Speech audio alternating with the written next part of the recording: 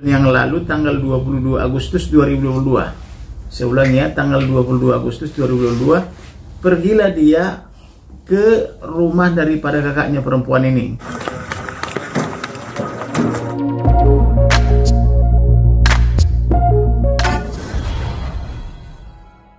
Oke. Selamat siang semuanya. Perkenalkan saya Kamarudin Simanjuntak, sarjana hukum, dan Michelle Kosasi Stanley, sarjana hukum. Saat ini kami menangani perkara yang dimana perkara ini menurut klien kami sangat kesulitan di Polda Jambi, dimana terlapor ini bernama Edi Gunawan. Bukan Edi Gunawan, Anatania ini perempuan, tetapi dalam prakteknya dia didampingi oleh adiknya bernama laki-laki, namanya Kimlay. Ya. Jadi Anastasia ini didampingi adiknya bernama Kimlay. Sedangkan klien kami namanya Henry Gunawan. Jadi namanya Edi Gunawan dan Henry Gunawan. Nah, kebetulan klien kami ini sehari-hari adalah berdagang di rumahnya. Kemudian ketika berdagang, dia diganggu oleh saudaranya laki-laki. Dipasangi mobil di pintu rumahnya, mobil warna merah, dan baterainya dicopot. Jadi itu mobil masuk ke pelosok rumahnya, dan rumahnya itu dari pintu depan tidak bisa dibuka. Yang kedua, rumahnya, selain rumahnya ada juga gudangnya, tempat CP-nya beroperasi. Kemudian objek CP-nya itu ada alat-alat berat. Kemudian jalan ke dalam propertinya itu ditutup sama dia selama udah kurang lebih 10 bulan, sehingga mau masuk aja mobil ke kawasan CP-nya itu tidak bisa. Nah, persoalannya adalah anaknya yang bernama Kimlay meminta gonogini, minta bagian.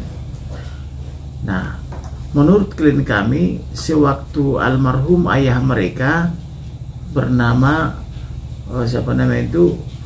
sudah pernah memberikan harta bagian kepada mereka. Dia dapat 24 bagian, sedangkan adiknya yang perempuan dapat 14 bagian.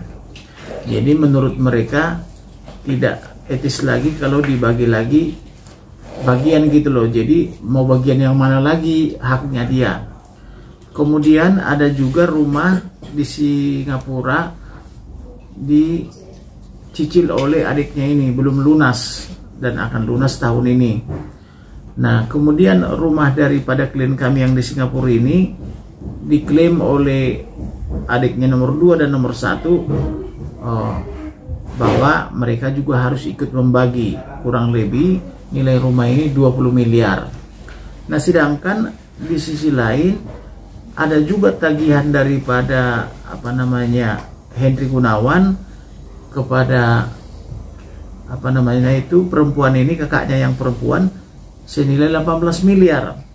Jadi mereka peroleh waktu itu dari Kalimantan, dari Bangka, yang sampai sekarang belum dikembalikan, dan akhirnya kami tagih di depan majelis hakim di persidangan 335 dan akhirnya diakui juga. Jadi yang mana lagi kamu tagih harta bagian.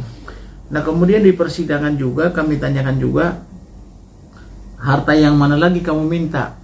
Kamu bukannya sudah dapat 14 bagian. Kemudian adik nomor 2 sudah dapat 24 bagian gitu loh.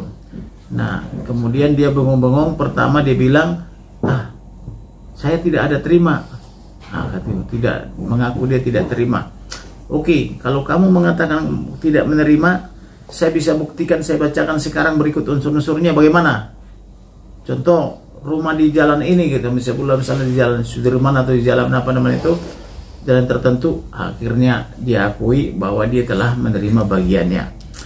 Jadi sedemikian rupa sulitnya orang ini, karena orang-orang di Jambi itu bukanlah sebagai penegak hukum, bukan juga sebagai aparatur yang baik, tetapi sebagai provokator yang memprovokasi Kimle ini harus menuntut bagiannya lagi. Di luar 24 bagian itu juga memprovokasi yang perempuan menuntut bagiannya lagi, padahal dia sudah dapat bagian dari orang tuanya. Bagaimana sih pembagian itu atau warisan itu muncul? Sebetulnya di zaman orang tuanya sudah ada warisan dan diaktakan, wakta wasiat namanya. Di akta wasiat itu dikatakan ini buat si perempuan, ini buat si Kimle, yang ini buat si Hendrik Gunawan gitu loh. Tetapi ketika klien kami jalan-jalan ke Jakarta, datanglah perempuan anak pertama itu memprovokasi ibunya karena sudah berumur 80. Nah, orang sudah berumur 80 apalagi sudah tua begitu, tentu kalau melakukan tindakan hukum harus disertai anak-anak. Pokoknya umur 70 ke atas itu sudah tidak cakap pada umumnya melakukan tindakan hukum, maka harus ada pendampingnya. Nah, ini ibu-ibu diprovokasi menjelang akhir hayatnya, diprovokasi membatalkan surat pembagian wasiat, dibatalkanlah surat pembagian wasiat itu, sehingga warisan mereka itu seolah-olah kembali lagi seperti dulu. Nah, timbul pertanyaan, bagaimana dengan wasiat yang diterima oleh anak pertama? Bagaimana dengan wasiat yang diterima oleh anak kedua? Bagaimana dengan yang ketiga? Apakah itu dilebur kembali untuk dibagi 3? Nah, maka saya tanya, kalau sudah dibatalkan, mana kita bagi hartamu? Mana yang 24 bagian kakaknya? Jangan cuma mengejar nomor 3 gitu loh. Akhirnya mereka bisa menyadari. Tetapi ini lebih daripada sekedar anak pertama ini didukung oleh aparatur baik dari Pemda, Satpol PP ya, kemudian dari Kapolda, kemudian dari Kejaksaan, demikian juga dari Kajari, dari Pengadilan Negeri. Kemudian dalam melakukan praktek ini seolah-olah mereka ini hanya melihat kepentingan si Kimlai. Si Kimlai ini adalah orangnya orang yang berjasa kepada kita. Jadi tidak melihat objektif lagi permasalahan hukum, sehingga 2 kali dia melakukan tindak pidana. Si Kimlai ini melakukan pengerusakan, dipukuli begitu sedemikian rupa, disuting oleh ada CCTV di situ. Tapi begitu sampai di pengadilan, nanti masalah hukumnya ini akan diadili setelah ada putusan perkara perdatanya gitu loh. Apa urusannya dengan melakukan tindak pidana di rumah dikaitkan dengan perdataan? Jadi kemudian ada lagi perlakuan yang lain, juga sampai di pengadilan begitu, akan ditinjau nanti setelah putusan pengadilan. Jadi bagaimanapun banyaknya tindak pidana yang dilakukan oleh Kimlai ini, selalu begitu putusan pengadilan. Sementara adiknya ini sekarang didakwa 335, yaitu Ko Henry. Ko Henry ini ceritanya pada bulan yang lalu tanggal 22 Agustus 2022. Seulangnya tanggal 22 Agustus 2022 pergilah dia ke rumah daripada kakaknya perempuan ini. Kemudian ketika dia pergi, dia SMS dulu, "Kak, saya mau ketemu, saya mau memperlihatkan sesuatu soal tagihannya yang 18 miliar dan juga soal urusan yang lain, yaitu mengenai pembagian rumah Singapura." Kemudian kakaknya ini tidak di rumah katanya. Nah, yang ada adalah kakaknya yang ipar gitu loh, suami daripada perempuan itu. Ketika sampai di rumah itu, diperlihatkanlah, si kakakmu tidak di rumah. Maka karena ada sesuatu yang tidak baik, terjadi cekcok mulut. Hanya seperti itu. Nah, cekcok mulut itu Kimley bersama dengan anaknya datang ke situ. Kami perlihatkan di CCTV karena saya minta perlihatkan CCTV. Ada 5 orang. 5 orang mengkerubuti mereka. Terus kunci rumah, kunci taman dikunci. Itu pagarnya ini, terusnya langsung boleh pergi, dikunci supaya orang itu tetap di dalam. Kemudian dipaksa si Kimley ini harus menyerahkan Henry. harus menyerahkan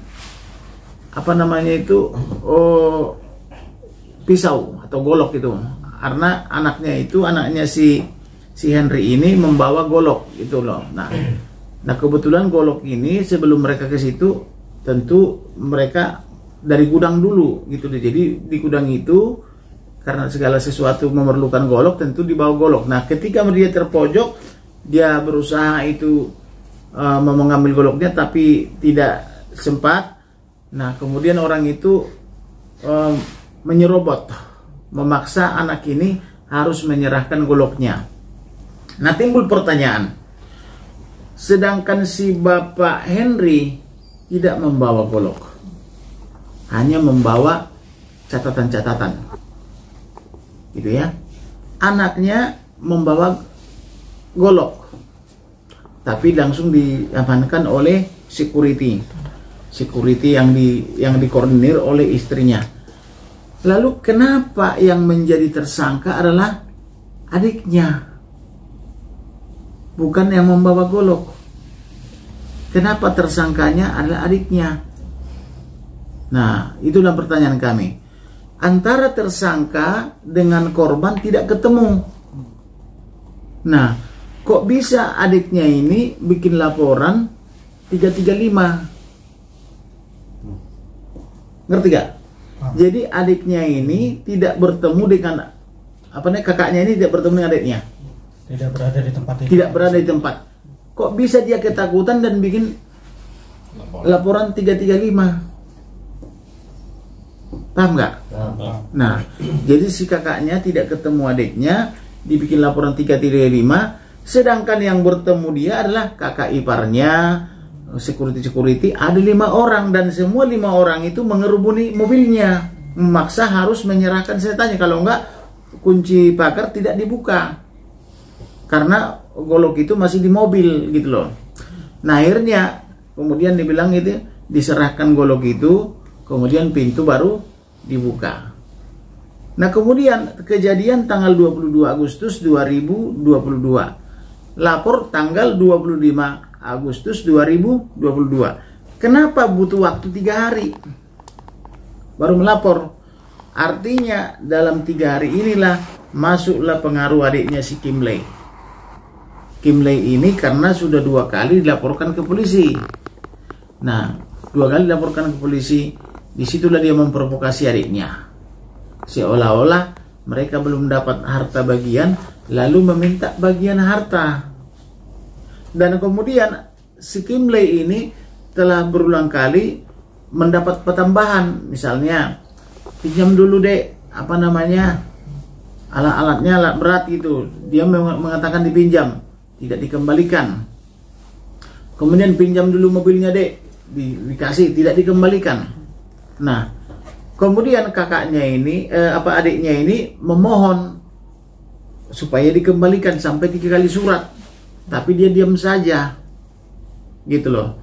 Jadi seperti itulah permasalahan di di Jambi ini. Jadi konon adiknya ini adalah tidak bertemu dengan kakaknya, dia didakwa pasal 355. Kemudian di kejaksaan, apa yang terjadi di kejaksaan? Diurus dalam tanda petik. Barulah waktu kami ke sana itu dibebaskan. Kemudian di pengadilan ditangkap lagi, dimasukin lagi. Kemudian karena adiknya ini menderita, saya ulangi ya, adiknya ini menderita, bahkan sudah pasang alat pen di pahanya. Nah, kemudian dia tidak diterima oleh lapas. Kami tidak berani terima kalau tidak ada surat-surat dan sebagainya, karena ini adiknya menderita gitu loh. Maka dikembalikan lagi, ditahan di Polda. Kalau di Polda kan ya siap hari, kalau bisa malah ditahan 120 hari di sana. Nah, ditahan lagi di situ di Polda Jambi itu.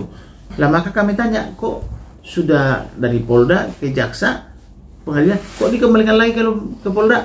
Ya maaf lah Pak, pengadilan perintahnya tidak diterima oleh lapas, tidak mau menerima, jadi ditahan lagi di Polda gitu loh. Jadi seperti itulah keadaannya. Dan konon saya dengar informasinya orang-orang di sini memprovokasi makanya Irjen Pol dari Mabes Polri ada yang memprovokasi atau centengnya si Kimlay gitu loh. Jadi seperti inilah persoalan yang kami hadapi.